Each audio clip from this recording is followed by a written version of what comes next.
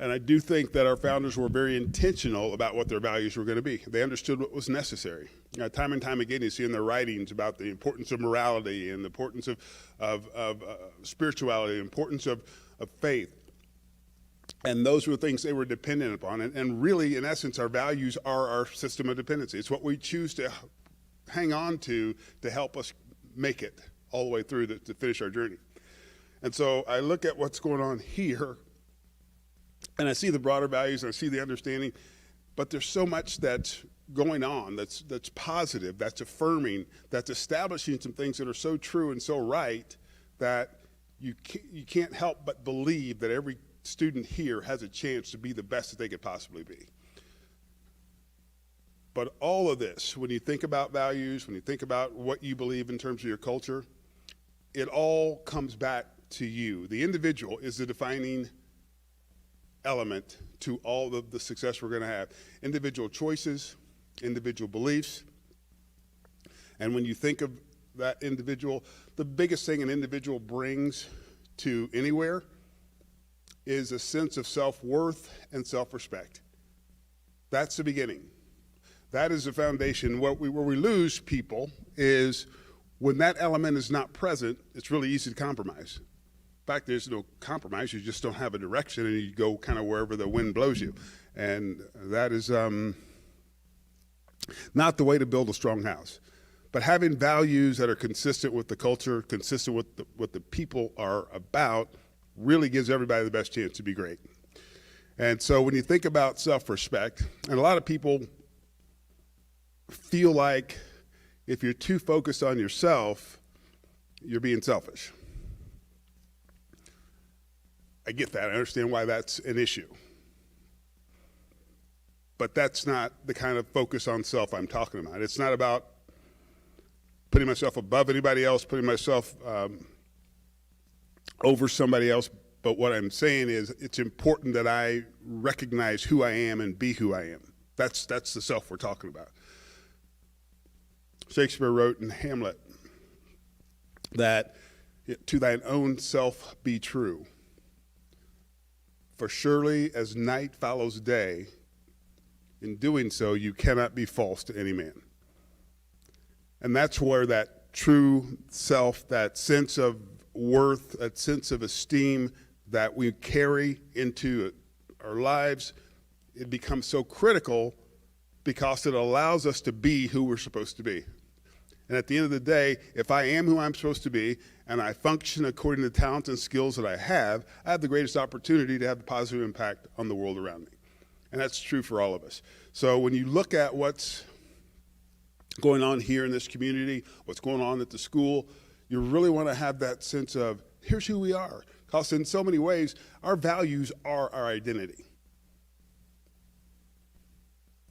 Our values are our identity. And when you think about what people, how they view America, and they look at what we are as a nation, our values reflect who we are. And the beautiful thing about these values is that we get to choose them. We get to pick what our values are going to be. Now, most people don't, frankly. Most people just kind of think, well, whatever comes, I'll go with it. And not the best way to go. It's reckless, actually. But if you're going to have a value system that's going to be strong, it should be thought out. It should be clear. It should be something that everyone can embrace and then go for it. Because when you do that, you created an opportunity. And that doesn't make everything perfect because people make mistakes. But it does give you a chance to build something really unique and special. Have that self-respect. Then give that respect to others. And it doesn't mean you got to make somebody the king of your life and you respect them so much that whatever they say, you do it, you believe it. No, it means that to the level they're able to relate to you, you respect them. You respect their basic humanness. You understand that you're a person and I'm a person. I respect the fact that we might have differences in opinion. I respect that we might agree. But at the end of the day, I respect you. And I'm going to build a culture based on that foundation, based on those values, really creates the opportunity for something, again, really special, like I believe this country is. I believe this campus really has a remarkable culture. and values, and to see that extended and see it grown. The other piece of the puzzle, and so many values that we could go into, diversity. What does diversity look like to us? How do we make a community and a culture that allows every individual to be themselves, to be respected, and to be encouraged to be all that they can be? When you think about diversity, it's way more than simply race, there's gender, and culture is not simply an ethnicity. A culture is, there are people that from this part of, like the whole of Africa, not every African person has the same values. Not every Central American has the same values. So we're all of these different pieces of the puzzle. People with physical disabilities. There are people who have challenges with different health concerns. And how do we create a culture where everyone is empowered, where everyone is committed to helping the person beside them, whatever that need might be? And being a part of that culture requires accountability. The first step of accountability is you. You are accountable to yourself to be true to yourself.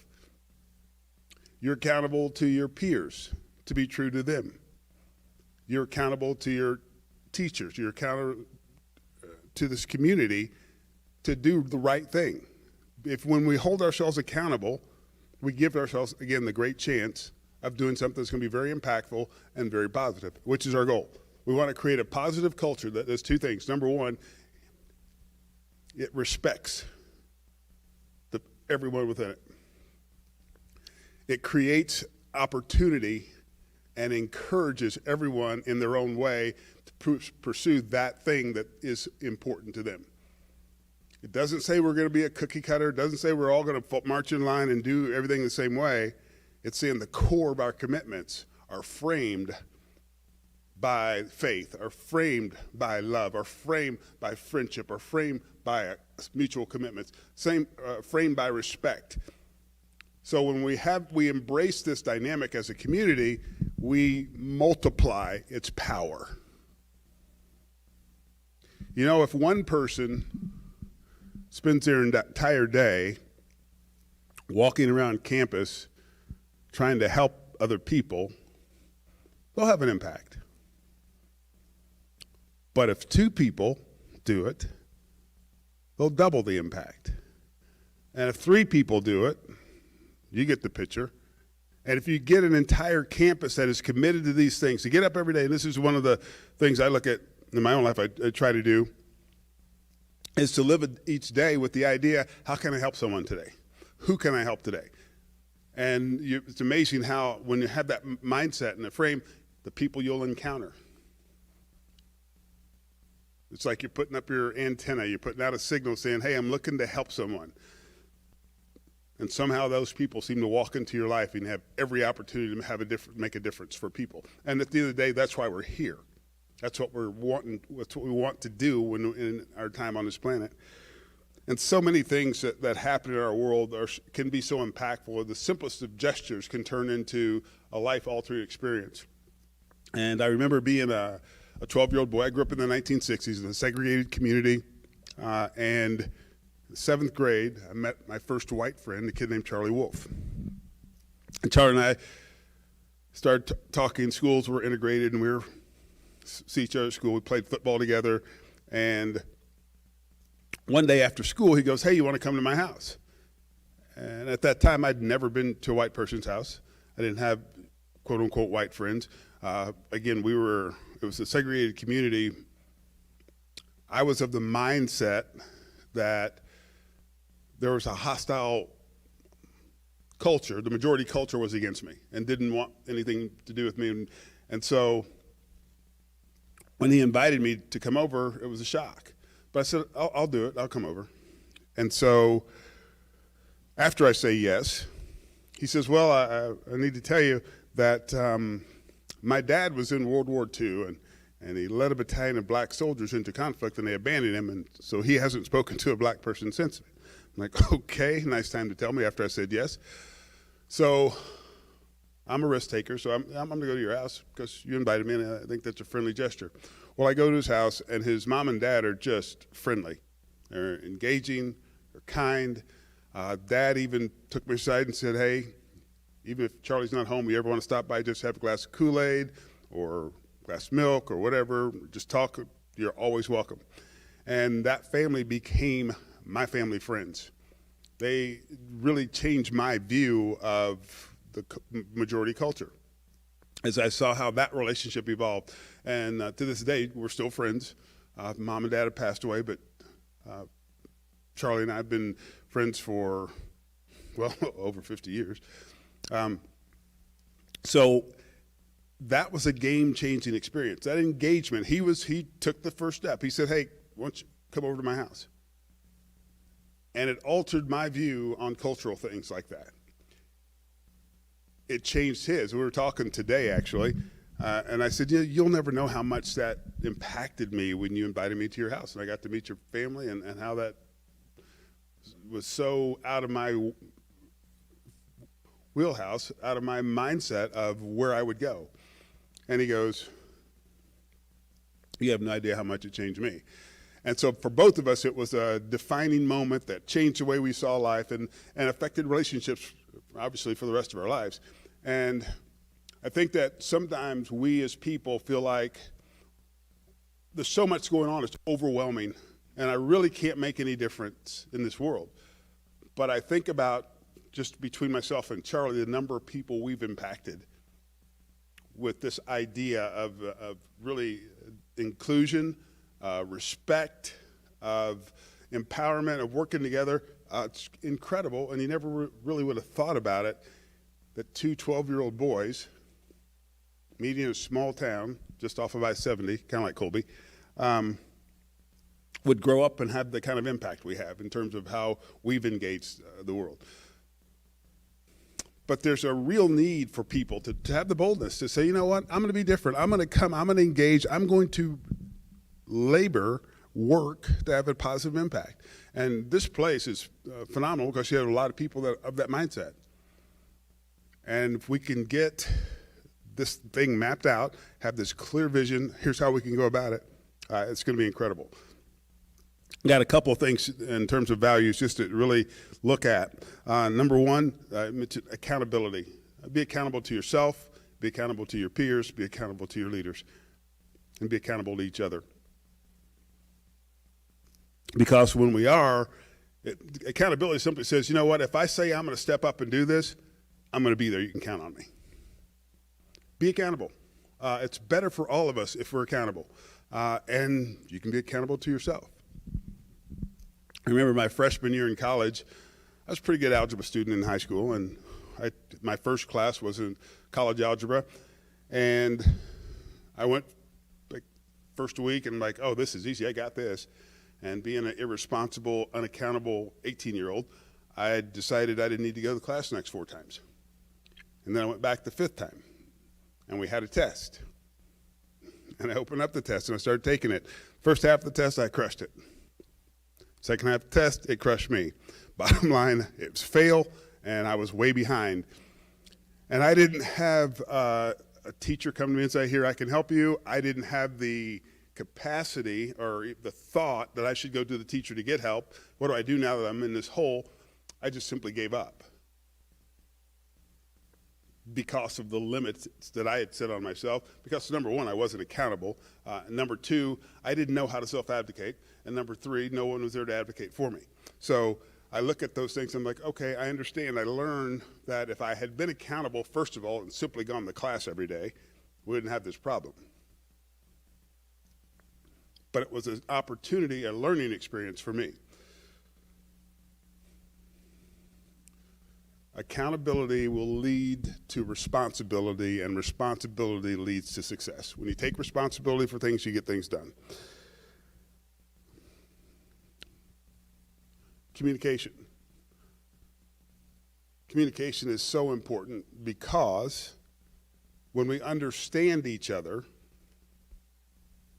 we work better together. There's an interesting story in the book of Genesis about the Tower of Babel.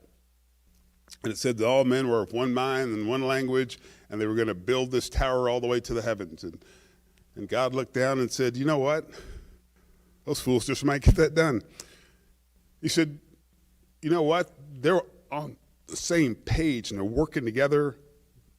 They just might do what they think they're going to do. And so it says he's scattered their tongues and gave different languages, and all of a sudden we had division, and a lot less work was getting done. The ability to communicate was disrupted. Good communication is twofold. Number one, having the ability to express clearly what you're feeling, what you're thinking. Critical in communication. But equally important is the ability to listen, to hear what that person is saying.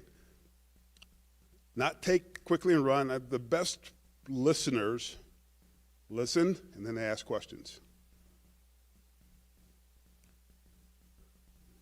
The worst listeners hear and respond. Listening involves far more than just hearing the words. It involves understanding where that person's coming from. And the best way to understand that is to follow that up with, oh, is this what you meant? If I understand what you're saying, this is where you're at. And as you ask those questions, you allow that person to be more clear in whatever they're bringing to you. And then you're able to help at the right time. Then once you've gone through that process, you have permission to go in and offer advice if they ask you for it. I had a friend of mine the other day said they're just going through some hard things right now. And I said, well, if you need somebody to listen, I'm available. Called me later, and we talked on the phone for 2 hours. Well, excuse me, he talked on the phone for 2 hours. He goes, we're about an hour and 45 minutes into it. He goes, hey, you're not hardly saying anything. I said, I told you, I'm here to listen to you. And when I talked to him, it was to ask a question. I wanted to understand what he was saying. And by the time we were done, it was like, I haven't felt this good in forever because someone listened. Learn to be a good listener. Learn to be a good listener so that when people come to you, you're able to hear what they really mean, get their heart, and be able to help them in that place.